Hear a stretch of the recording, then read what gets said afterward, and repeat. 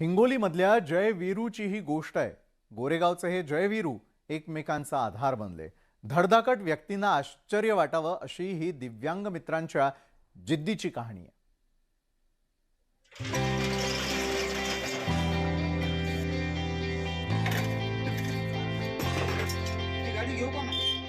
लहानपणापासूनच दोन्ही पायांनी दिव्यांग असलेले हे संजय कावरखे आणि काही वर्षांपूर्वी अपघातात हाताचा पंजा गमावलेले हे भागवत पवार, हे दोघं एकमेकांच्या सोबतीनं गेली 12 वर्ष गॅरेज चालवतायत। संजय पूर्वी सायकल दुरुस्तीचं काम करायचे।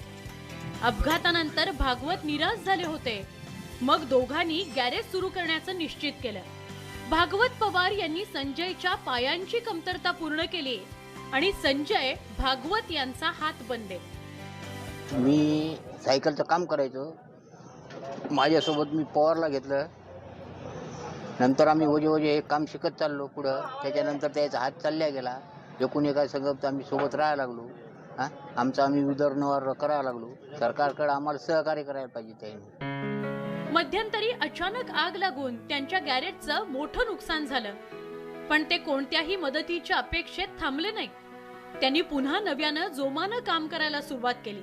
एकमेकांच्या साथीनं आणि जिद्दीनं गॅरेज चालवत ते कुटुंबाचा उदरनिर्वाह करतायत। आम्ही काम दोघा याने एकमेकाने सहाय्य करून, जसं आपण म्हणतो एकमेकास सहाय्य करू अवघे धरू सुपंथ। आम्ही हिंमत न आणखीन बी हरलो नाही की आम्ही दोघा मिळून कसं बी होत आमचे 100-50 हो आमचा उदरनिर्वाह आम्ही भागवायलो।